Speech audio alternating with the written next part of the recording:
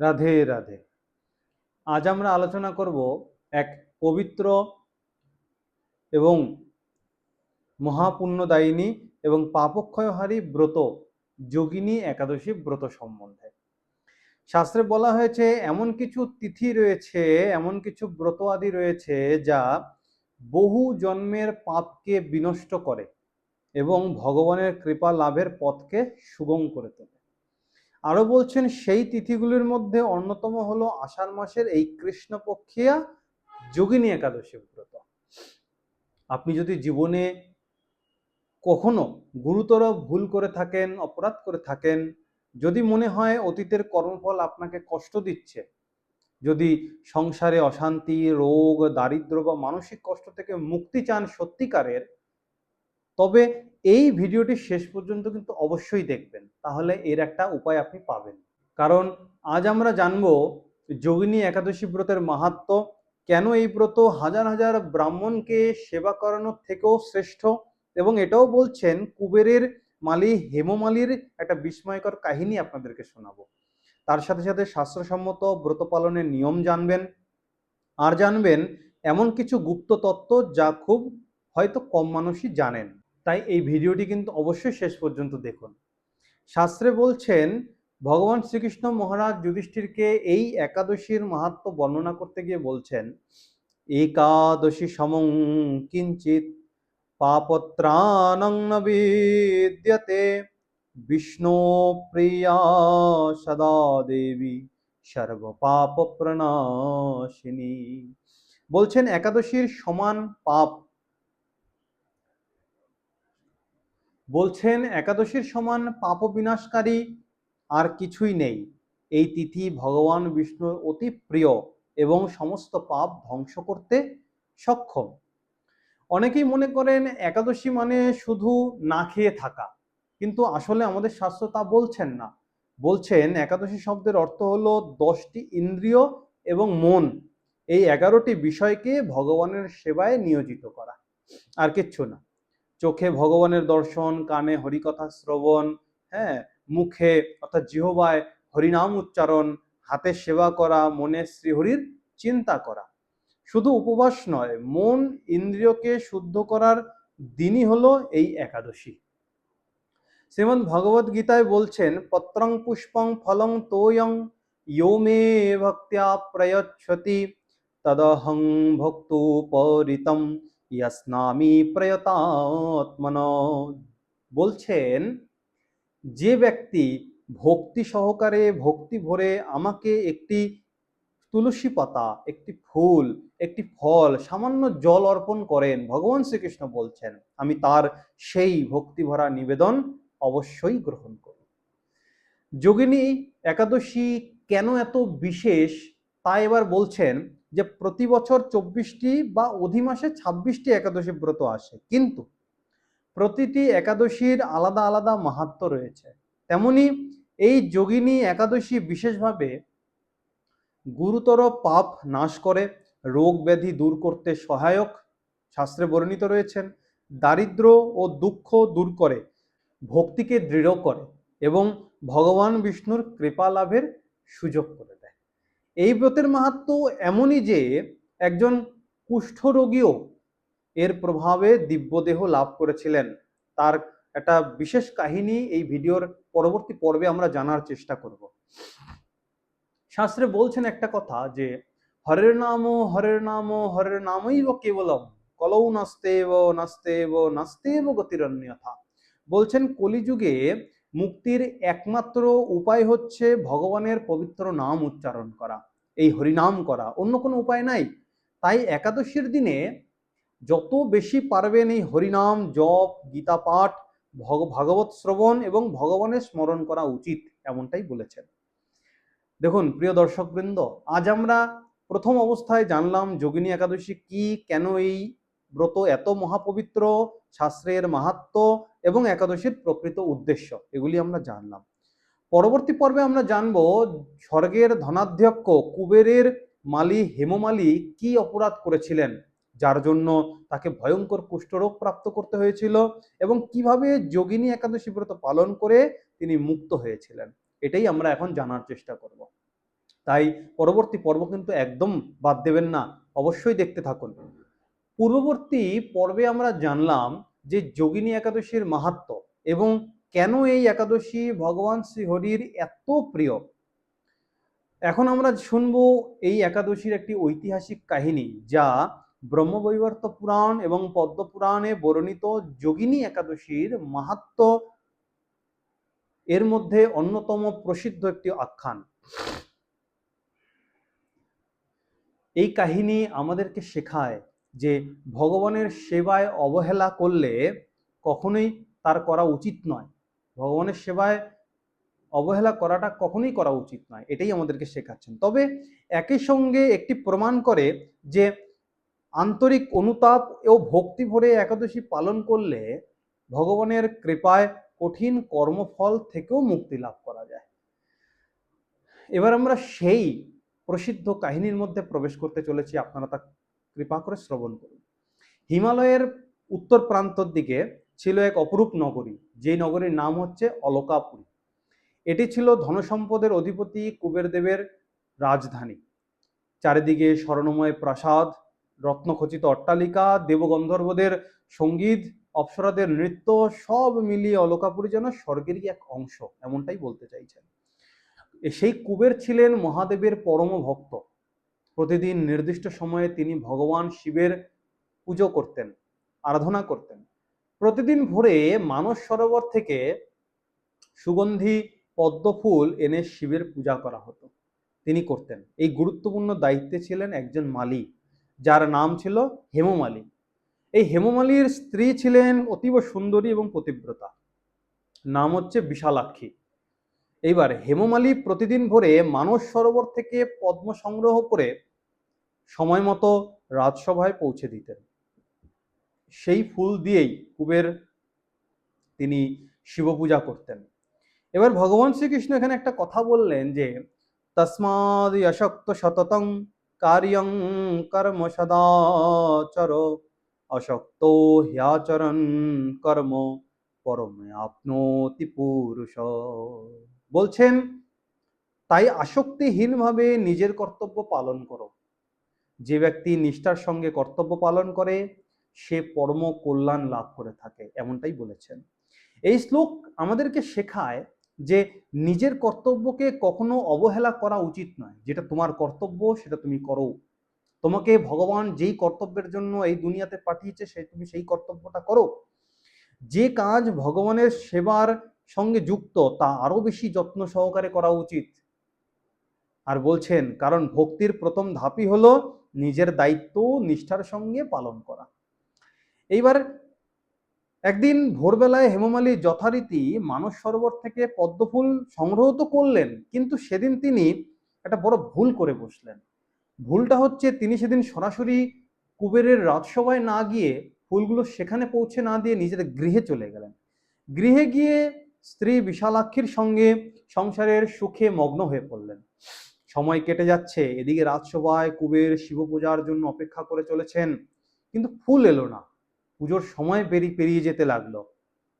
তখনই এখানে একটা ভগবান শ্রীকৃষ্ণ গীতায় বলছেন, ধ্যায়ত বিষয়ান পুংস সঙ্গস্তেষু উপজায়তে সঙ্গাৎ সঞ্জায়তে কাম কামাৎ ক্রোধোয়ভিজায়তে ক্রোধাৎ ভবতি সন্মোহ সন্মোহাৎ স্মৃতি বিভ্রম স্মৃতি ভ্রংশাৎ বুদ্ধিনাশ বুদ্ধিনাশাৎ প্রণশ্যতি। বলছেন, বিষয়ভোগের চিন্তা থেকে আসক্তি জন্মায়, আসক্তি থেকে কামনা, কামনা পূরণ না হলে ক্রোধ, ক্রোধ থেকে মোহ, মোহ থেকে স্মৃতিভ্রংশ, আর স্মৃতিভ্রংশ থেকে বুদ্ধিনাশ। আর যখনই বুদ্ধিনাশ হলো, মানুষের পতন অবশ্যম্ভাবী, হবেই হবে। পূর্ব অনেকও কথা আলোচনা থেকে আমরা এসব বিষয় জানতে পেরেছি। পূর্বে কত অসুররা ছিল, কত রাজারা ছিল, যাদের বুদ্ধিটা শুধু ভ্রষ্ট হয়ে যাওয়াতে তাদের পতন হয়ে গেল। হেমমালীর জীবনে ঠিক তাই ঘটল। তিনি কোনো দুষ্ট ব্যক্তি কিন্তু ছিলেন না, কিন্তু সাময়িক আসক্তি তার কর্তব্য বোধকে বলতে পারেন ঢেকে দিয়েছিল। এবার এক মুহূর্তের অসাবধানতা তার জীবনকে সম্পূর্ণ বদলে দেয়। আমাদের জীবনেও এমন হয়। অনেক সময় মোবাইল, সামাজিক মাধ্যম, হ্যাঁ, তারপরে ভোগ বিলাস বা সংসারের ব্যস্ততায় আমরা জপ ভুলে যাই, গীতা পাঠ করতে ভুলে যাই, ভগবানের নামে ভুলে যাই। তখন ধীরে ধীরে আধ্যাত্মিক শক্তিটা ক্ষয় হতে থাকে। এই কারণেই শাস্ত্র সর্বদা বলেছেন সর্বদা স্মরণ করতে থাকো। আর সর্বদা আমাদেরকে শাস্ত্রই স্মরণ করিয়ে দেন যে প্রথমে ভগবান, পরে সংসার, আগে ভগবান তারপরে সংসার। এবার এদিকে রাজসভার সময় তো পার হয়ে যাচ্ছে। কুবের বিস্মিত হয়ে সভাসদদের জিজ্ঞাসা করলেন, হেমমালী এখনো এলো না কেন? তখন একজন দূতকে তার গৃহে পাঠালেন। এবার দূত তার গৃহে গিয়ে দেখলেন হেমমালী স্ত্রী বিশালাক্ষীর সঙ্গে সাংসারিক সুখে মত্ত হয়ে রয়েছে, আনন্দে সময় কাটাচ্ছে। ফুল এখনো তার কাছেই রয়েছে। দূত ফিরে এসে সব কথা কুবেরকে জানালেন। শিবপূজার সময়টা নষ্ট হয়েছে দেখে কুবের একটু ক্রোধান্বিত হয়ে গেলেন, মুখে ক্রোধে লাল হয়ে গেল মুখটা। তিনি সঙ্গে সঙ্গে আদেশ দিলেন যে আর বেশি দেরি করো না, তুমি সাথে সাথে হেমমালীকে আমার সামনে আমার রাজসভায় তুমি এখনই উপস্থিত করো। কুবেরের আদেশে হেমমালীকে সৈন্যরা রাজসভায় ধরে নিয়ে আসলো। তার তো ভয়ে শরীর কাঁপছে, মাথা নিচু, হাত এখনো পুজোর হাতে এখনো পুজোর সেই তোলা পদ্ম ফুলগুলো রয়েছে। কুবের একটা কঠোর একটা রাগের কণ্ঠস্বরে বলছেন, হেমমালী, তুমি কি জানো তোমার অবহেলার কারণে আজ আমার শিবপূজা কত দেরি হয়েছে?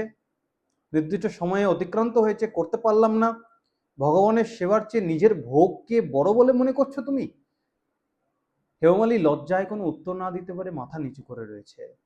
এখানে ভগবান শ্রীকৃষ্ণ তিনি গীতায় বলছেন, ইয়তঃ প্রবৃত্তির ভূতানাং এন সর্বম ইদং ততম সকর্ম না তমভ্যর্চ সিদ্ধিং বিন্দ্যোতি মানবঃ।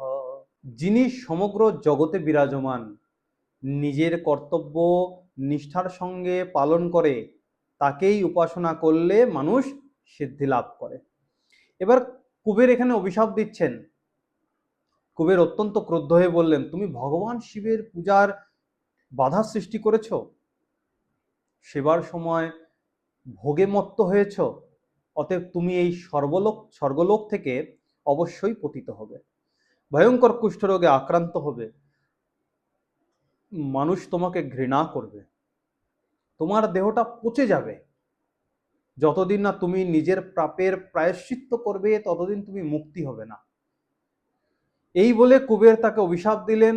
আর অভিশাপ উচ্চারিত হওয়ার সঙ্গে সঙ্গেই হেমমালীর দেহ থেকে দেবতুল্য যে একটা আভা, সেটা চলে গেল।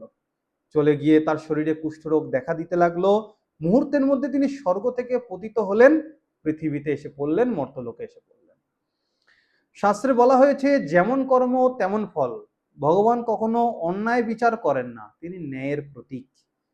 ভগবদ গীতায় বলেছেন, যে কর্মের গভীরতা বোঝানো হয়েছে, এখান থেকে কর্মের একটা গভীরতা বুঝতে পেরেছি আমরা।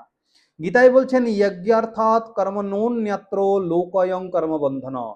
অর্থাৎ ভগবানের উদ্দেশ্যে না করে অন্য উদ্দেশ্যে করা কর্ম মানুষকে কর্মবন্ধনে আবদ্ধ করে দেয়, এমনটাই বলেছেন।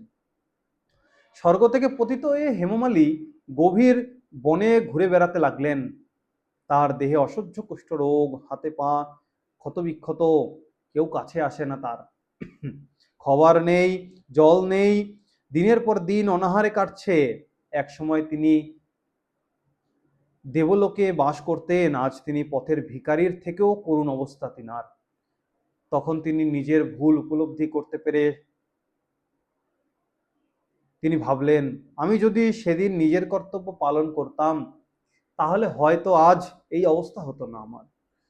শাস্ত্রে বলা হয়েছে, অপিচেদ সুদূরাচারো ভজতে মাম অনন্য ভাব সাধু রেব সমন্তব্য সম্যক ব্যবসিত হিস। গীতায় বলছেন, যে ব্যক্তি অতীতে গুরুতর ভুল করেছেন, কোনো ব্যক্তি অতীতে গুরুতর ভুল করেছেন, যদি একনিষ্ঠভাবে আমার গোবিন্দের ভজন করে, তবে তাকে সাধুই বলে মনে করতে হবে, এমনটাই শিক্ষা দিচ্ছেন, কারণ তার সংকল্প সৎ হয়ে গেছে।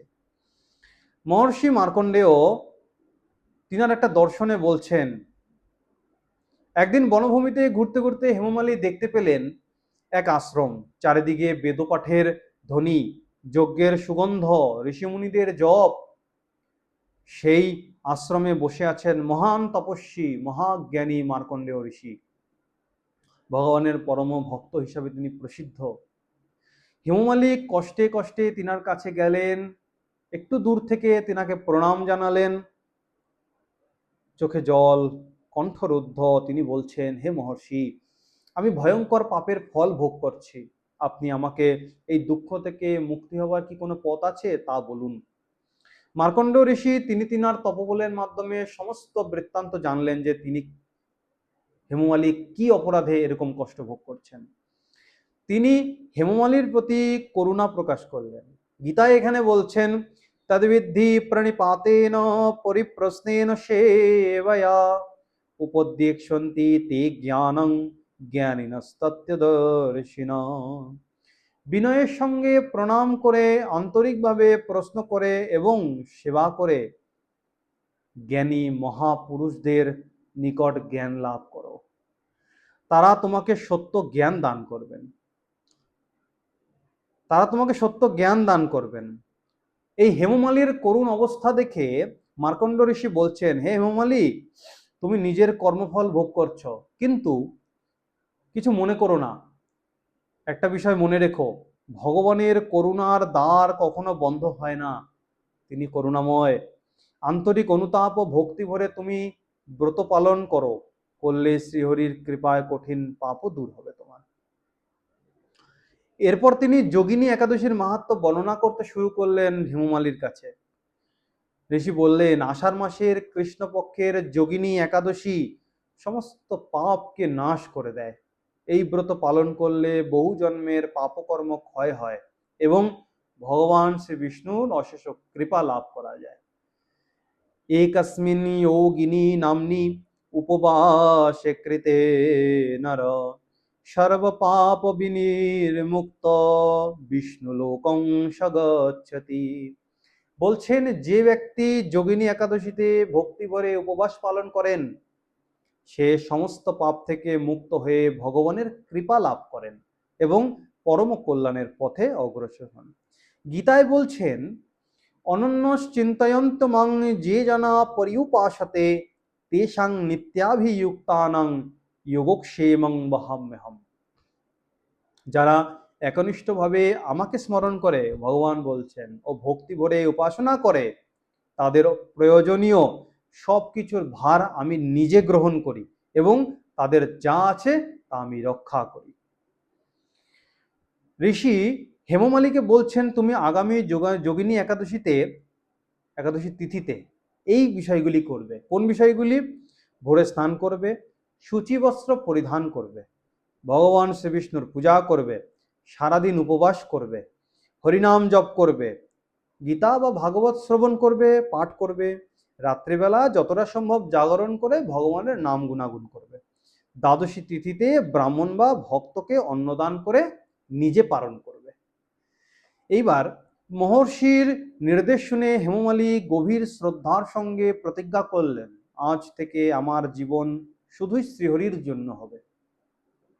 যোগিনী একাদশী এলে তিনি পবিত্র নদীতে স্নান করলেন, শ্রীবিষ্ণুর পূজা করলেন, সারাদিন উপবাস রইলেন, নিরন্তর মহামন্ত্র হরিনাম জপ করলেন এবং তিনি আন্তরিকভাবে নিজের অপরাধের জন্য ক্ষমা প্রার্থনা করলেন।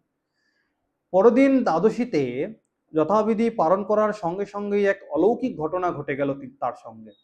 হেমমালির কুষ্ঠরোগ সম্পূর্ণ দূর হয়ে গেল এবং তার দেহ পুনরায় উজ্জ্বল, সুস্থ এবং দিব্য রূপ ধারণ করল। তিনি আনন্দে কাঁদতে লাগলেন, হে শ্রীহরি, আপনার করুণার সীমা নাই, আমি অপরাধী হয়েও আপনার কৃপা লাভ করলাম। এরপর তিনি পুনরায় কুবেরের নিকট ফিরে গেলেন। কুবেরও তার এই পরিবর্তন দেখে খুব খুশি হলেন এবং হেমমালির পূর্ব যে কর্ম ছিল সেই কর্মে তাকে আবার প্রবৃত্ত করলেন, আবার রেখে দিলেন। গীতায় আমাদেরকে শিক্ষা দিচ্ছেন, সর্বধর্মান পরিত্যাজ্য মামেকং শরণং ব্রজ অহং ত্বং সর্ব পাপেভ্যো মোক্ষয়িষ্যামি মা শুচঃ।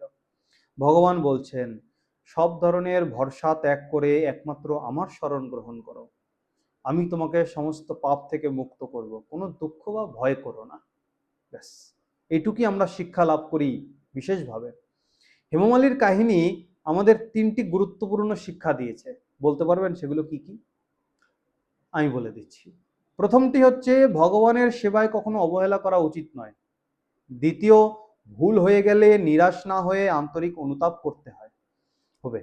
আর তৃতীয় বলছেন, ভক্তি ভরে একাদশী পালন করলে ভগবানের কৃপায় জীবন পরিবর্তন হতে পারে, এমনটাই বলেছেন।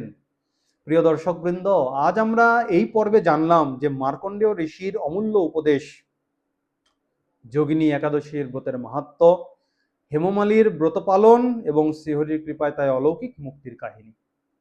পরবর্তী পর্বে আমরা জানব যোগিনী একাদশী ব্রত পালনের সম্পূর্ণ নিয়ম, কি কি খাদ্য গ্রহণ করা যাবে, কি কি বর্জন করতে হবে, কোন কোন ভুল করলে ব্রতের পূর্ণ ফল নষ্ট হতে পারে। তাই আগামী পর্বটা কিন্তু একদম আপনারা মিস করবেনই না।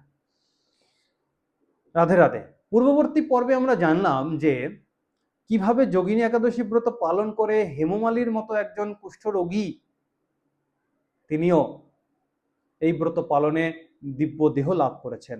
এখন অনেকেরই মনে প্রশ্ন জাগবে যে এই ব্রত কিভাবে পালন করলে পূর্ণ ফল পাওয়া যাবে।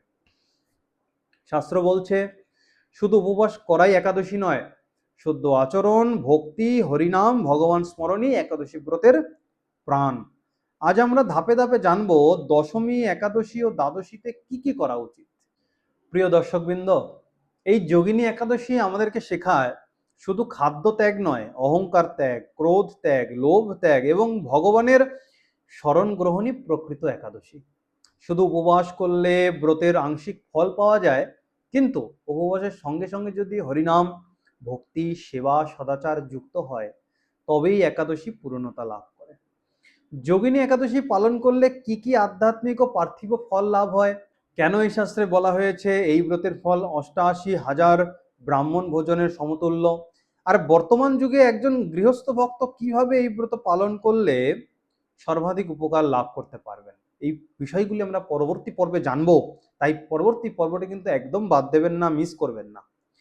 প্রিয় ভক্তবৃন্দ, এখনো পর্যন্ত আমরা জেনেছি যোগিনী একাদশীর উৎপত্তি, হেমমালির আশ্চর্য কাহিনী, এই ব্রত পালনের শাস্ত্রসম্মত নিয়ম। এইবার এখন জানবো এই ব্রত পালন করলে শাস্ত্র কি ফলের প্রতিশ্রুতি দিয়েছে আমাদেরকে। আজকের ব্যস্ত জীবন এর প্রকৃত গুরুত্ব কি। সর্বপ্রথমেই আমরা জেনে নেব যোগিনী একাদশীর কি ফল।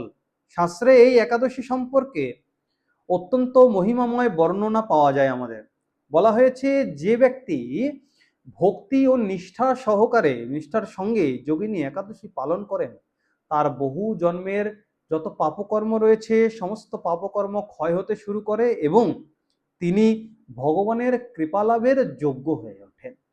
আরো বলা হয়েছে এই একাদশী ব্রতের ফল 88,000 ব্রাহ্মণকে ভোজন করানোর সমতুল্য পুণ্য প্রদান করেন। এখানে মূল শিক্ষা হলো ভগবানের প্রতি ভক্তি, আন্তরিক ভক্তি এবং সংযমের মূল্যটা অপরিসীম, আর ভগবান সেটাই দেখেন। গীতায় বলছেন ক্ষিপ্রং ভবতি ধর্মাত্মা শাশ্বৎ নিগচ্ছতি কৌন্তেয় প্রতিজানিহি ন মে ভক্ত্য প্রণশ্যতি। হে কৌন্তেয়, ঘোষণা করে দাও আমার ভক্ত কখনো বিনষ্ট হয় না, তিনি অচিরেই ধার্মিক হয়ে স্থায়ী শান্তি লাভ করেন।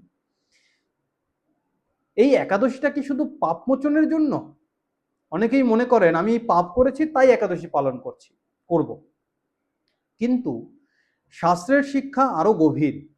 একাদশী কেবল পাপ মোচনের ব্রত নয়, এটি চিত্তশুদ্ধির ব্রত, এটি ইন্দ্রিয় সংযমের সাধনা, এটি ভগবানের আরো নিকটে যাওয়ার একটা দিবস।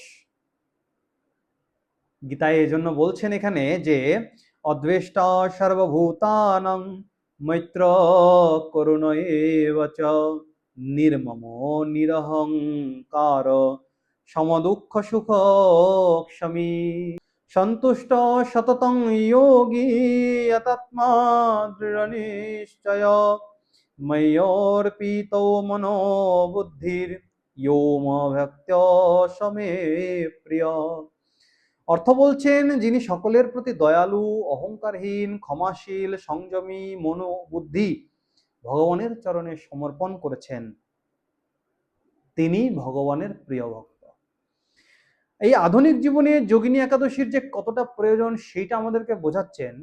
আজ মানুষ অর্থের পিছনে ছুটছে কিন্তু শান্তি পাচ্ছে না, প্রযুক্তি বাড়ছে কিন্তু মন অস্থির, বন্ধু বাড়ছে কিন্তু একাকিত্বও বেড়েছে।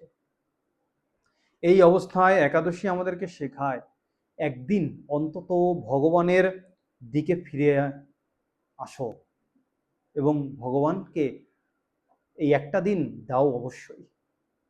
একদিন অন্তত নিজের জিহ্বাকে সংযত করো, একদিন অন্তত মোবাইলের থেকে দূরে থাকো, বেশি সময় দিও না মোবাইলকে।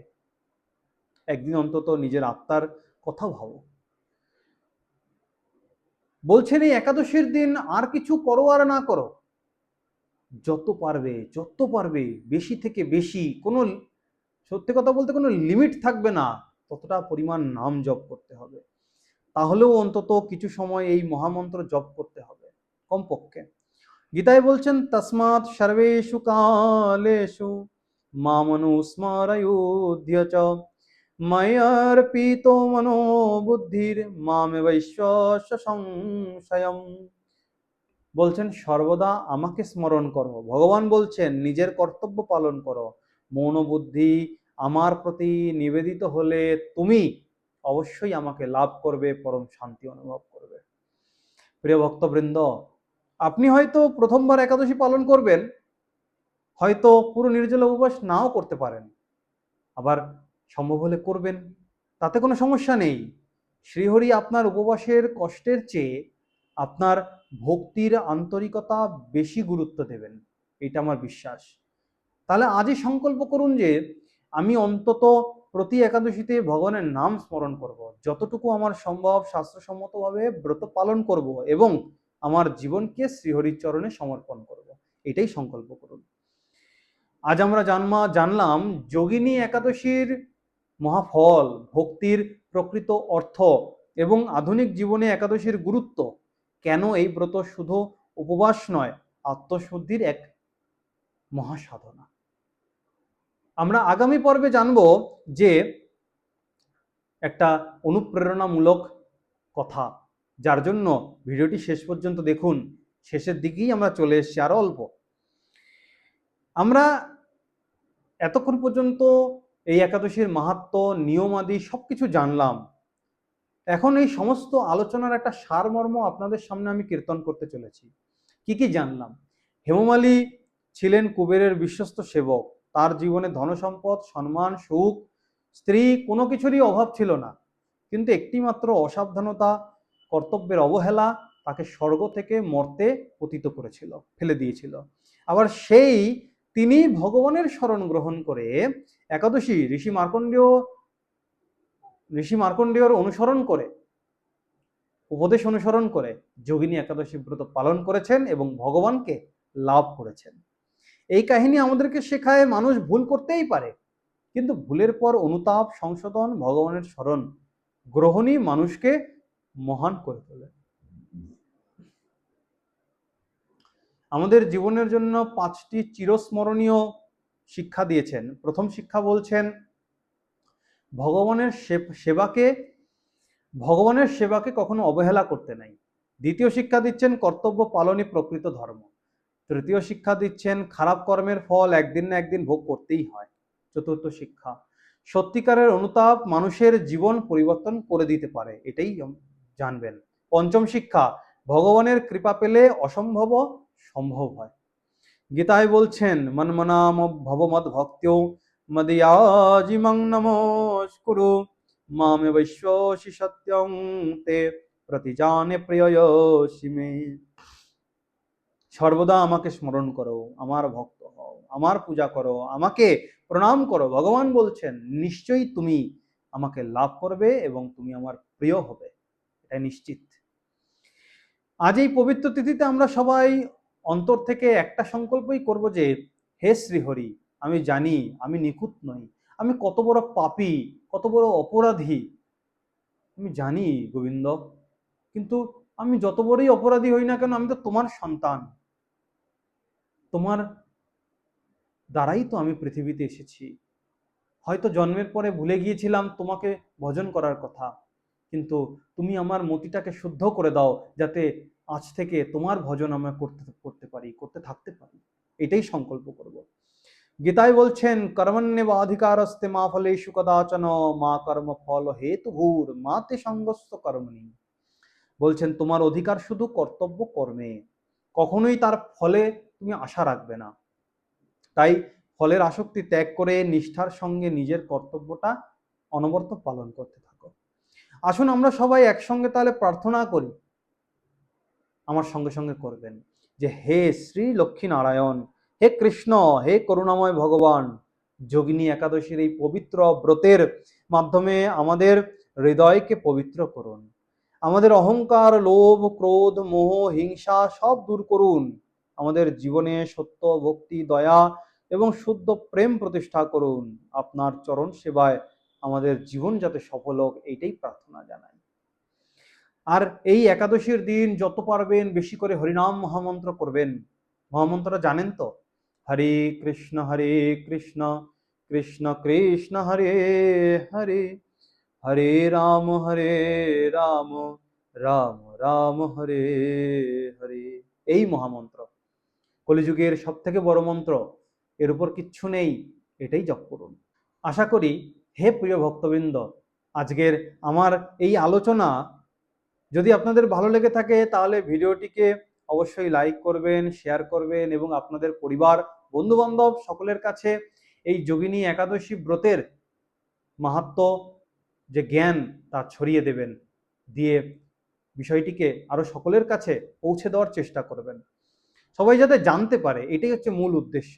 আর আপনি যদি সনাতন ধর্ম, শ্রীমদ্ ভগবত গীতা, শ্রীমদ্ ভগবত মহাপুরাণ, একাদশী ব্রত, ভগবান শ্রীকৃষ্ণের আরো লীলা কাহিনী, বৈদিক জ্ঞান জানতে ইচ্ছা করেন, জানতে চান, তাহলে আমাদের চ্যানেল শ্রী শ্যামসুন্দর গোস্বামী, এটিকে সাবস্ক্রাইব করে দেবেন, পাশে থাকা বেল আইকনটিকে প্রেস করে দেবেন এবং অল নোটিফিকেশনে ক্লিক করে দেবেন, যাতে যখনই যেই ভিডিওই আসুক না কেন এই চ্যানেলে আপনার কাছে যাতে সর্বপ্রথম পৌঁছে যায়। তার জন্য আর আরেকটা কথা, আপনার যদি কোনো প্রশ্ন থাকে, কোনো অভিজ্ঞতা থাকে, মতামত থাকে, সমস্ত কিছু আপনি কমেন্ট বক্সে জানাতে পারেন, সেই বিষয়ে আমরা আলোচনা করব, অবশ্যই করব। এবং সবশেষে ভগবান শ্রীকৃষ্ণের চরণে আপনাদের সকলের জন্য আমি মঙ্গল কামনা জানাই এবং ভগবান শ্রীকৃষ্ণ সকলের জীবনে শান্তি, ভক্তি, কল্যাণ যাতে দান করুক। রাধে রাধে।